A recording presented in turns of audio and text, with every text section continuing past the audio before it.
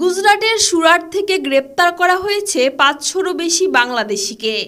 তার মধ্যে রয়েছে পশ্চিমবঙ্গের অনেক বাঙালিও, যারা পশ্চিমবঙ্গের বিভিন্ন জেলা থেকে গুজরাটে গিয়েছিল কাজের উদ্দেশ্যে।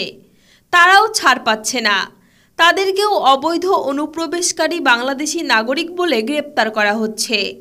এই পুরো বিষয়টি কলকাতার একটি মেয়ে লাইভে এসে জানান। তো আমরা গুজরাটে থাকি, এখান থেকে সবাইকে পুলিশ তুলে নিয়ে গেছে, সবাইকে আমার চাচাদের আমাদের যত বাঙালি ছিল সবাইকে তুলে নিয়ে গেছে।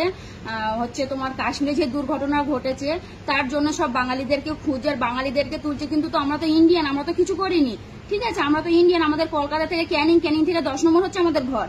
আমরা তো বাইরের দেশের লোক না, আমরা হচ্ছে ইন্ডিয়ান। তো আমার চাচাদের এখান থেকে তুলে নিয়ে গেছে, আমরা সব প্রমাণপত্র দিয়েছি, তাবু হচ্ছে ছাড়ছে না কাউকে। তো তোমরা প্লিজ বেশি বেশি করে এই ভিডিওটা শেয়ার করবে, যাতে সবার কাছে পৌঁছাতে পারে, সবাই যাতে জানতে পারে যে কি হচ্ছে না হচ্ছে আর আমরা কোথায় এসে ফেসে আছি সেটা তোমরা ভালো করে। আমরা বিদেশে এসেছি খাটতে, ঠিক আছে? আমরা যে রোজি রোজগার করে খাই, আমরা বিদেশে এসেছি খাটতে। বাংলাদেশে তোমরা বাংলাদেশিকে খুঁজো, তো বাংলাদেশিকে খুঁজো তো তোমরা করো, ঠিক আছে? আমরা বাঙালি হচ্ছে, আমরা হচ্ছে কলকাতায় আমাদের বাড়ি, তো আমাদের কেন তুলছো আর আমাদের কেন কিছু করছো? কিন্তু তোমরা এই ভিডিওটা বেশি বেশি করে শেয়ার করো, যাতে সবার কাছে পৌঁছাতে পারে। আর ওপরে তাক যেন যায়, তোমরা একটু বেশি বেশি করে শেয়ার করো, ঠিক আছে?